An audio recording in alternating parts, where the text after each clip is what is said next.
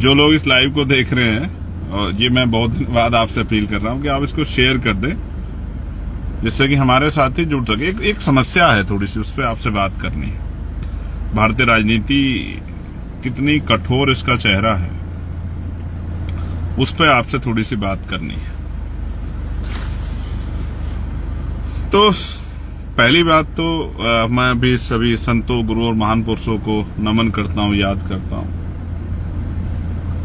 मैं ठहरा एक प्राइमरी स्कूल के हेडमास्टर का बेटा, किसी धन्ना सेठ का बेटा तो हूं नहीं सर, तो बहुत बड़ा नाम या बहुत बड़ी उस तरह की पहचान नहीं है।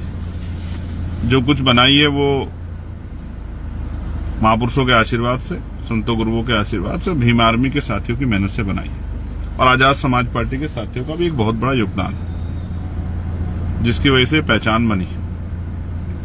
अच्छी बात यह है कि इस पहचान की वजह से, आंदोलन की वजह से, विचार की वजह से, संघर्ष की वजह से आज देश भर में लोग और दुनिया में भी लोग जानते हैं, काफी बड़े पैमाने पे पहचानते भी। लेकिन समस्या ये है मेरे भाइयों कि अब हम लोकतांत्रिक व्यवस्था में राजनीति कर रहे हैं, अपना दल चला रहे हैं, और दल का नाम है आजाद समाज पार्टी काशीराम। अब आजाद समाज पार्टी काशीराम बिहार में इलेक्शन लड़ रही है, और इलेक्शन लड़ना लोकतांत्रिक अधिकार है, लड़ना भी चाहिए। हालांकि कई सारे लोग जो हैं, जो विरोधी हैं, हमारे दल के विरोध में रहते हैं, वो तमाम तरह के आरोप, तमाम तरह की इधर उधर की बातें हमारे दल पे करते हैं। मैं उनकी बहुत परवाह नहीं करता हूं। परवाह करनी भी क्यों चाहिए? एक जीवन मिला है, एक आप पे अवसर है, उसको बड़ी जितना कुछ कर सकते हो करो, जो भी बेटर आप कर सकते हो। भाई बाबा साहब ने तो कह दिया कि रानी का बेटा राजा नहीं बनेगा। लोकतांत्रिक व्यवस्था है, जिसको जनता ताकत देगी, जिसके साथ खड़े होगी, वही नेता बनेगा। जनता जिसको वोट देगी वही एमपी एमएलए बनेगा। जिनके बाद ज्यादा एमएलए जिनके जीतेंगे उनकी सरकार बनेगी, इनके लोकसभा के सदस्य जिनके ज्यादा जीतेंगे उनकी केंद्र में सरकार बनेगी। तो मैं आज की घटना आपको बताता हूं, और इसके बारे में फिर आप लोग आकलन कर लेना कि मैं जो आपसे कह रहा हूं वो किन परिस्थितियों का सामना मैंने अपने एक साथी से भी शेयर किए, और आपसे, क्योंकि वो भाई है मेरा, तो लेकिन आपसे भी शेयर करने मेरा जरूरी है कि आपसे भी मैं शेयर करूं। आज मेरी सहरसा में सभा थी। सहरसा एक विधानसभा है, और नजीर साहब वहां से प्रत्याशी। मैं सुबह चला दिल्ली से, और मेरी फ्लाइट थी 12 बजे, 12:30 बजे उसको आना था, और लगभग 2 बजे, पौने 2 बजे उसको यहां पहुंचना था। फिर मुझे 3 घंटे का ट्रैवल करके पहुंचना था, 2.5 पौने 3 घंटे में, उस सभा को संबोधित करने के लिए, जिसकी परमिशन हमारे पास थी। सुबह 10:05 पे मेरे फोन पे मैसेज आया कि आपकी फ्लाइट 1.5 घंटा लेट है। ये खबर आई तो दिमाग में बड़ी चिंता हुई कि जिस कार्यकर्ता ने या जिस प्रत्याशी ने आज अपने मेहनत की खूब कमाई लगाई होगी, पैसा लगाया होगा कि भाई चुनाव है और लोगों को लेके आना है, चुनावी सभा करानी है, और टेंट वेंट लगाया होगा, परमिशन ली होगी, तमाम तरह की व्यवस्थाएं की होंगी, कुर्सी की, तमाम चीजों की। अब भाई उसका क्या होगा? तो उसके लिए फिर मैंने दूसरी फ्लाइट कराने की सोची। जैसे मैंने फ्लाइट कराने की सोची, प्रयास किया, तभी खबर आई कि भाई फ्लाइट, मैंने पता करा एयरपोर्ट, तो पता लगा फ्लाइट टाइम पे। फ्लाइट स्पाइस जेट की थी। तो हम लोग घर से निकल गए, एयरपोर्ट पहुंचे। एयरपोर्ट पहुंचते ही पता लगा कि फ्लाइट 1.5 घंटा डिले। अब आप एविएशन उसको देखोगे, डिपार्टमेंट को, फ्लाइट के उसको करोगे, तो 2-2.5 घंटे से पहले फ्लाइट मतलब फुल वगैरह हो जाती है, और उसकी जो प्रक्रिया पूरी हो जाती है, उसके बाद शायद 2-3 घंटे पहले वो काउंटर उनके बंद हो जाते हैं। तो अब बड़ा सवाल ये हुआ भाई कि अब करे क्या? 2 घंटे एयरपोर्ट पे इंतजार करते रहे। 1:30 बजे का समय था फ्लाइट चलेगी, वो फ्लाइट 1:30 की बजाय 2 बजे चली। 2 बजे के बाद जो फ्लाइट 4 बजे, उसको 3:30 बजे पहुंचना था, लेकिन दूसरा ट्रैफिक था। ट्रैफिक का मतलब जब प्लेन चलता है उसको ट्रैफिक कहते हैं कि और भी प्लेन ट्रेवल कर रहे होते हैं। उसको उतरना था जहां दरभंगा एयरपोर्ट पे, वहां ऑलरेडी एक और फ्लाइट टाइम वो कर रही थी, क्योंकि ये टाइम चेंज हुआ था तो उसको जगह मिलनी थी, तो वो आधा घंटा और लेट हुआ। हम लगभग 4 बजे उतरे और 4 बजे के लगभग उतर के बाहर आके 15 मिनट वॉशरूम वगैरह करके हम लोग निकले। अब सभा स्थल है, क्योंकि सड़क है, 150 किलोमीटर जाना है, 3 घंटे 3.5 घंटे का रास्ता है।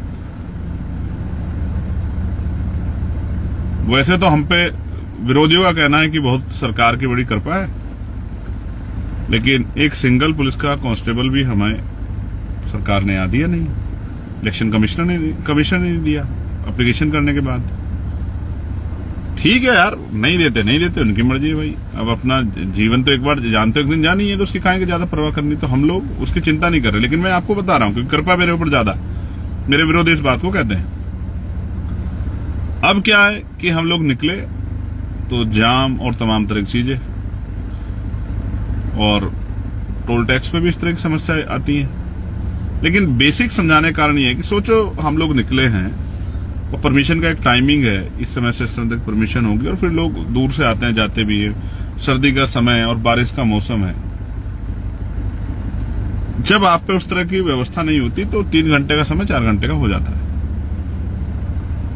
क्योंकि कहीं अगर कोई, क्योंकि चुनाव चल रहा है तो सारे प्रत्याशी प्रयास कर रहे हैं, कहीं किसी की रैली या कहीं किसी का रोड शो या कहीं किसी मीटिंग से अगर आप गुजरते हुए सड़क पे, और क्योंकि काफिले चलते हैं, अगर कहीं आप उसमें फंस गए तो फिर आपका सफर कई घंटे फालतू का हो सकता है। अब वो उस कार्यकर्ता के बारे में सोचो जो चुनावी रैली करा रहा है, उसका क्या होगा। ज्यादा लेट पहुंचे लोग चले गए तो लोगों में नाराजगी हो जाएगी, क्योंकि जिस नेता को देखने आए थे वो आया नहीं है, तब तक पहुंचा नहीं था, तो उसका नुकसान भी हो सकता है आर्थिक, उसका पूरा चुनाव भी खराब हो सकता है।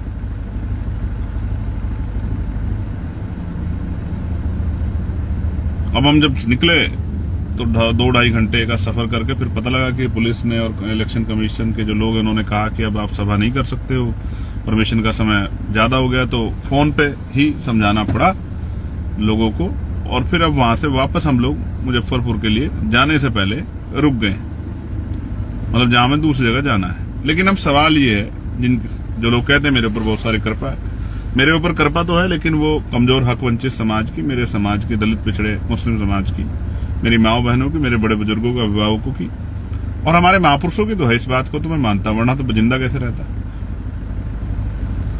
अब इस कृपा वाले व्यक्ति के बारे में आप इतना जानिए कि जब मैं अपनी पार्टी के प्रत्याशियों से कहूंगा कि यार चुनाव 5 साल में एक बार आता है और इस तरह की सिचुएशन ना हो, क्योंकि सब जगह आप देखना कि दूसरी पार्टी के लोग भी काम करते हैं, तो भाई आप लोग किसी बड़े साधन की व्यवस्था कर लो कि एक दिन में 2-3 सभा हो जाए। कहां दौड़ा जा सकता है, 250-250 किलोमीटर का, सड़कें की हालत बहुत अच्छी नहीं है।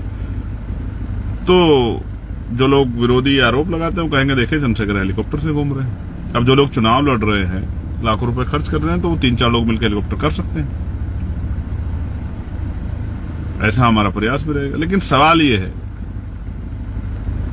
कि जहां मैं अभी खड़ा हूं, जहां रुक के मैं लाइव कर रहा हूं, बिहार का जो के हालात हैं, आपने खुद देखा होगा कि बिहार में किस तरह गोली और तमाम तरह की चीजें हो रही, और मैं वो शख्स हूं जिसके ऊपर गोली ऑलरेडी चली। और आपकी जानकारी के लिए मैं बता दूं कि भाई यहां मेरे पास कोई सुरक्षा व्यवस्था नहीं है, क्योंकि सुरक्षा काम होता है सरकार का, और इलेक्शन में इलेक्शन कमिश्नर और तमाम जो यहाँ की वो होती है एजेंसियां, वो इस काम को करती है। तो केंद्र की सरकार को लगता है, जबकि ये हम लोग वैचारिक लड़ाई लड़ रहे हैं और मैं एक वैचारिक व्यक्ति हूं, कि उनका मानना है, उन्होंने मुझे Y+ सुरक्षा भी दी है, तो वो उत्तर प्रदेश में और वो हरियाणा में और जम्मू कश्मीर में। तो केंद्र की हमारी सरकार को लगता है और एजेंसी को कि दिल्ली में या बिहार में या देश के और राज्यों में मुझे खतरा नहीं, ये उनकी सोच है, इसलिए उन्होंने और कहीं मुझे सुरक्षा प्रोवाइड करवाई नहीं। तो मैं सोचता हूं एक आदमी को कितनी परेशानियों से गुजरना पड़ता है।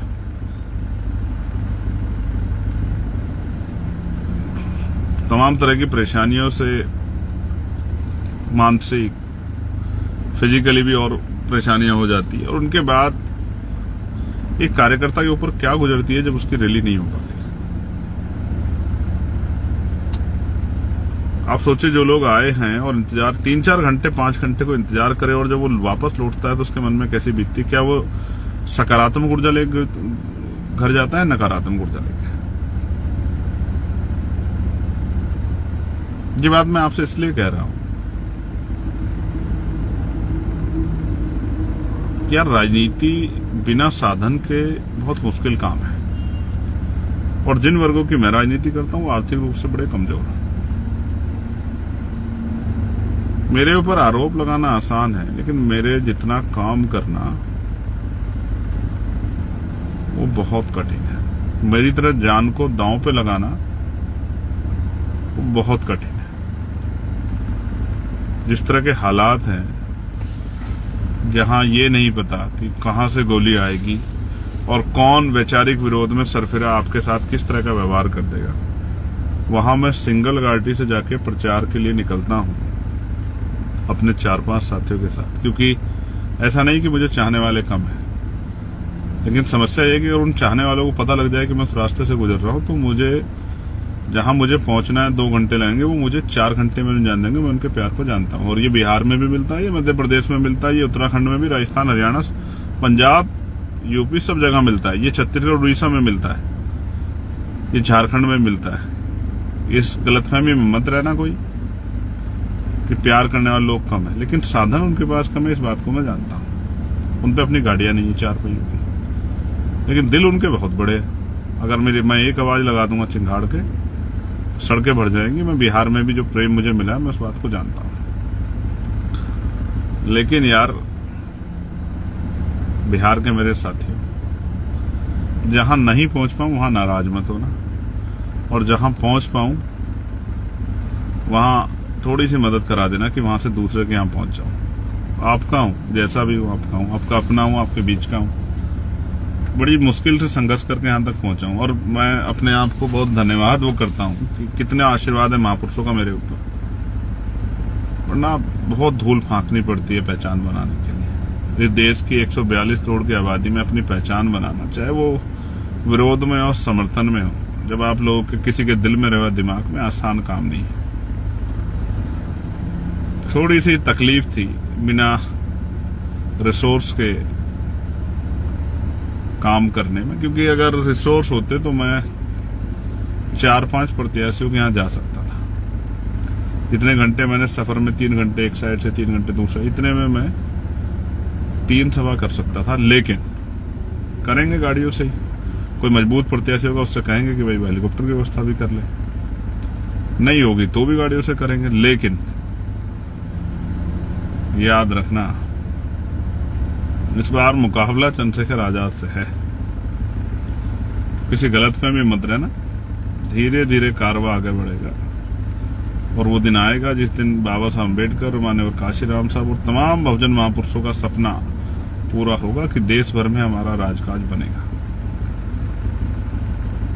जो मुझे सुन रहे हैं वो जहां पर भी, मैं उनसे भी कहूंगा, लड़ाई लंबी है और कठिन है थोड़ी सी, लेकिन लड़नी तो है यार। कुछ करके दिखाओ, काम करो, मेहनत करो। तो आसान लड़ाई नहीं है। जब लोग 50 होते हैं मैं तब भी वही इतनी हिम्मत से बोलता हूँ, जब 5 लाख होते हैं तब भी इतनी हिम्मत से बोलता हूँ, जब 50,000 होते हैं तब भी इतनी हिम्मत से बोलता हूँ, जब 5,000 होते हैं तब भी इतनी हिम्मत से बोलता हूँ। व्यक्ति से फर्क नहीं पड़ता। अब उनमें सिपाही कितने हैं, पहरेदार कितने हैं काम करने वाले, इस बात से फर्क पड़ता है। तो मैं बिहार आ गया हूं। कल हमारी एक सभा है, परसों फिर हमारी सभा है, फिर मुझे एक पार्लियामेंट्री कमेटी की मीटिंग में जाना है, फिर मैं वापस आऊंगा। इसी बीच में मैं बनते जी जो कुशीनगर वाले हैं, जिनका परिनिर्वाण हो गया है, उनको देखने के लिए, उनके पार्थिव शरीर को नमन करने के लिए जाऊंगा, आदरांजलि अर्पित करने के लिए। इसी बीच से निकल के और फिर लगातार मैं बिहार में 9-10 तारीख तक प्रचार से रहूंगा। आप सबसे अपील है, डट जाओ, काम करो, और स्पेशली यहां बिहार में रिप्रेजेंटेशन इस बार बनाना है। यहां के नेताओं को लगता है कि यहां का 20% दलित समाज, उनका कोई आदमी डिप्टी चीफ मिनिस्टर नहीं बन सकता है। चीफ मिनिस्टर तो बड़ी बात है, यहाँ का 20% मुस्लिम समाज, उनका कोई डिप्टी चीफ मिनिस्टर नहीं बन सकता है। चीफ मिनिस्टर दूसरी बात है। हालांकि हमने उत्तर प्रदेश में घोषणा की थी कि हम लोग एक पिछड़े वर्ग से, एक अति पिछड़े वर्ग से, एक मुस्लिम समाज से डिप्टी चीफ मिनिस्टर बनाएंगे। उत्तर प्रदेश में हम इस काम को करेंगे। और मैं आज आपसे वादा कर रहा हूं, अगर मैं दुश्मन की गोली का या किसी अन्य उसका शिकार ना हुआ, हालांकि मैं अभी मरने वाला नहीं हूं, तो मैं आपसे वादा करता हूं कि इस बार 2027 में उत्तर प्रदेश में वो करके दिखाएंगे, जिसके बारे में अभी लोग कह रहे हैं, सोच रहे हैं कि हो सकता नहीं हो सकता। लेकिन मैं आपको विश्वास दिलाता हूं, मैं आपका चंद्रशेखर आजाद करके दिखाएंगे उत्तर प्रदेश में, और अब करने आए हैं बिहार में। और मैं जानता हूं वो जो मोटरसाइकिल पे मेरे जैसे लोग निकलते हैं, मुझसे प्यार जो करते हैं, झंडा उठा के बीमार में आजाद समाज पार्टी का, उनके मुकाबले की हिम्मत सारे किसी भी दल के कार्यकर्ताओं में नहीं। लेकिन मन में संकल्प तो कर लिया कि इस बार उत्तर प्रदेश को तो यहां के बाद बताना है कि उत्तर प्रदेश में बहुजन समाज का सूखा जो 2012 से लगा हुआ है, 15 साल बाद, राम जी का वनवास भी 14 साल का था, जो 15 साल बाद 15 साल का सूखा है, उसका अंत 2027 में करना है। ये पीड़ा थी आपको बताई, बिना साधनों के कितनी परेशानी होती है। इसका मतलब ये नहीं कि साधन नहीं तो हम लोग रुक जाएंगे, रुकने वाले हम हैं नहीं, और डरते हम किसी से है नहीं। ना बुरा कहते हैं, ना बुरा करते हैं। जिनके लिए लड़ रहे हैं उनके लिए लड़ रहे हैं, और जब तक जीवन रहेगा लड़ते रहेंगे। इस लाइव के माध्यम से अब मैं कोशिश करूंगा इसी फेसबुक पेज के जरिए लाइव आके अपनी बात रख दिया करूं, क्योंकि मैंने महसूस किया कि हमारी एक बहुत बड़ी आबादी, एक बहुत बड़ी संख्या फेसबुक पे है, और फेसबुक से बहुत सारा प्रचार काम होता है। टीवी मीडिया कहां दिखाता, आप जानते हो। आरोप तो दिखाता है, लेकिन साजिश पे जब प्रहार होता है तब नहीं दिखाता। मीडिया को आप जानते हो, मीडिया कैसा है। मीडिया तो वही दिखाता है जो लोग देखना चाहते हैं, या जो मीडिया को दिखा के फायदा होता है। मीडिया वही दिखाता है। आपके हमारे हिसाब से मीडिया क्यों काम करे? क्योंकि मीडिया के लिए तो पैसे लगते हैं। आप और हम पैसे वाले होते तो यहाँ का दिक्कत थोड़ी होती। यूपी में तो हमने इतना मजबूत संगठन बनाया कि जब हम निकलते हैं तो 20-30 लोग अपने अपने साधन लेकर निकलते हैं, तो वो बड़ी चुभती है लोगों को कि चंद्रशेखर काफिले से जा रहे हैं, चंद्रशेखर काफिले से जा रहे हैं। सिर्फ काफिले से क्या, मेरा बस चले तो मैं 2000 गाड़ी का काफिला लेकर निकलूं उत्तर प्रदेश में, क्या दिक्कत है? हमारे लोगों पे, मैं तो चाहता हूं हमारे हर आदमी पे घर घर 4 पहियों गाड़ी हो, उनके पास रोजगार हो, उनके पास जमीन हो, उनके पास नौकरी हो, उनके पास ठेकेदारी में उनको अवसर मिले, वो पैसे वाले हो। मैं तो चाहता हूं और हर आदमी गाड़ी वाला हो, 4 पहियों गाड़ी वाला हो, बढ़िया साधन के घर अच्छे हों, उनके पास खाने पीने की सुविधाएं अच्छी हों, उनके पास और तमाम तरह के साधन हो, और वो हर आदमी मेरे लिए गाड़ी निकाले घर से बाहर की, चलिए आज भाई कहीं जा रहे हैं तो हम सब लोग चलेंगे उनका सहयोग करने के लिए। मैं तो इस बात से घबराने वाला नहीं हूं। साधन बनेंगे तो मैं हेलीकॉप्टर से भी घूमूंगा अपनी पार्टी का प्रचार करने के लिए। उससे भी बड़े कोई साधन होंगे और हमारे लोग व्यवस्था करके देंगे तो उससे भी घूमूंगा, और मेरे लोग कहेंगे कि पैदल साइकिल पे घूम लो तो उससे भी घूमूंगा। मैं तो अपने लोगों के साथ हूं। आज मुझे कोई फ्लाइट में मिला था, उसने कहा कि साहब मैं 2 चीजों को करता हूं, एक ईगो मत रखो, हार मान जाओ, और दूसरा एक हार मान जाओ, एक चुप मार जाओ, यानी कि चुप हो जाओ। कोई कुछ कह रहा है कहने दो, लड़ो मत। जीवन एक बार मिला यार, और हमें मिला है तो हम करके दिखाएंगे। इस बार चंद्रशेखर आजाद दुश्मन की साजिशों का शिकार नहीं होगा, किसी धोखे का शिकार नहीं होगा। जिस तरह पिछले वो आजादी की लड़ाई वाले हो गए थे ना, कि उनके अपने साथियों ने दुश्मन को साजिश का शिकार उनको बनवा देते। इस बार चंद्रशेखर आजाद बहुजन समाज को राष्ट्रपिता ज्योतिबा फुले, छत्रपति साहू जी महाराज, बाबा साहब अम्बेडकर, माननीय काशीराम साहब और अजक संघ के हमारे जो महामानव है, उनके महापुरुष है, उनके सपनों को पूरा करे बगैर जाएगा नहीं कहीं। ये वही धरती है जहां बिहार के लेनिन को सरेआम गोली लगी थी। बिहार एक क्रांति धरा है, और एक क्रांतिकारी क्रांति धरा पे है। आपका स्वागत, आपका भाई चंद्रशेखर आजाद। पीड़ा इसलिए बतानी थी कि आपके चाहने वाले बड़े आरोप बहुत लगाते हैं, ये है, ये है, ये है, ये है। अब क्या करें, आरोपों की परवाह करेंगे तो काम कौन करेगा। तो जितना जल सकते हो भैया जलो। आजाद समाज पार्टी अपना काम करेगी। आप सबके लिए मंगल कामनाएं। जय भीम, जय भारत। कोशिश करेंगे जिन प्रत्याशियों के फेवर में आए हैं प्रचार करने, उनके लिए प्रचार करेंगे। आप ये जानिए, संविधान ने आपको रोटी, कपड़ा, मकान सारे अधिकार दिए हैं, नौकरी, रोजगार, समता का अवसर, तमाम घूमने फिरने, जाने आने का, लेकिन सबसे बड़ा अधिकार दिया है वोट का अधिकार। ये आपसे कोई नहीं छीन सकता, ये आपका अधिकार है। इसके ऊपर कोई प्रेशर नहीं। बाकी सब चीजों की सरकार का महत्व, लेकिन वोट देने में किसी का महत्व नहीं। आपकी वोट अपनी वोट है, इसको बहुत सोच समझ के दें।